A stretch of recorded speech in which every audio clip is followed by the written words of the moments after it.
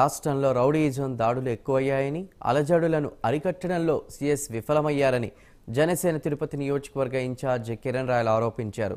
Jawahar Reddy chief సెక్రటరీలా కాకుండా వైసీపీకి సెక్రటరీలా వ్యవహరిస్తున్నారని ఆయన ఉంటే ఎన్నికల కౌంటింగ్ తారుమారయ్యే అవకాశం ఉందని ఆందోళన వ్యక్తం చేస్తున్నారు.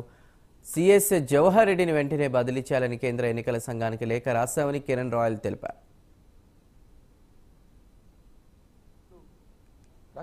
ఈరోజు మనం చూస్తున్నాం ఈ రాష్ట్రంలో ఎన్నికల వారమైనా కూడా ఎన్నికల ముందు కన్నా ఇంకా ఎక్కువ హడావిడి, ఎక్కువ గొడవలు, ఎక్కువ రౌడీయిజం, ఎక్కువ దాడులు రకరకాలుగా ఈ రాష్ట్రంలో చూస్తుంటే అసలు ఇంకా వారం తర్వాత రిజల్ట్ వచ్చాక ఈ రాష్ట్రం పరిస్థితి ఏంటి అనే విధంగా చర్చానీయాంశంగా బ్రేకింగ్ న్యూస్, ఎప్పుడు ఏ బ్రేకింగ్ కోసం తెలియని పరిస్థితుల్లో ఆంధ్ర రాష్ట్ర ప్రజలు ఉన్నారు.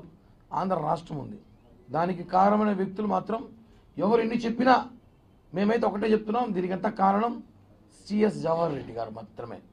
అనేకసార్లు చెప్పాం గతంలో కూడా, సిఎస్ జవహర్ రెడ్డి గారిని బదిలీ చేయండి, ఆయన ఉంటే ఎన్నికలు సజీవ జరగమని చెప్పాం. అదేవిధంగా జరిగింది. ఎంత ధైర్యం ఉంటే ఈరోజు రాష్ట్రంలో ఒక పోటీ చేసిన అభ్యర్థి ఈవీఎం బద్దల కొట్టినా జరిగి వారమైంది, నిన్న బయటకు వచ్చింది.